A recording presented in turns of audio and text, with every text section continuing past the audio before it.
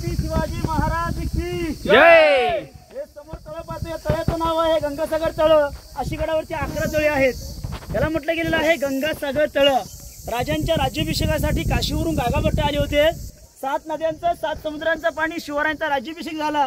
ते राज्याभिषेक आणलं होतं, ते उरलेलं पाणी या तलावामध्ये सोडलं गेलं होतं। ज्यावेळेस सोडलं गेलं त्यावेळेस याच तलावाची कविता निर्माण झाली।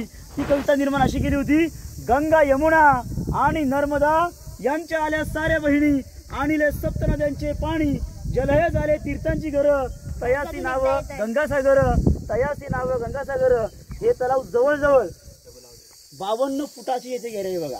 12 महिने डोंगरावर पाणी पकडलं होतं। 3 वर्ष पाऊस नाही पडला तरी पाणी कधी गडावरती कमतरता येणार नाही बघा। एवढं रायगड किल्ल्यावरती एकच मिनिट तू विचारत होती की नाही, कधी गडावर कमी पडणार नाही। 3 वर्ष एवढं पाणी गडावरती आपण नियोजन बघा। गडाच्या पायथ्याला पाणी भेटत नाही या लोकांना, पण डोंगरावरती पाणी एवढं पाणी आहे की ते रायगड किल्ल्यावरती 3 वर्ष पाऊस नाही पडत पाणी पुरू शकतो बघा लोकांना पूर्णपणे।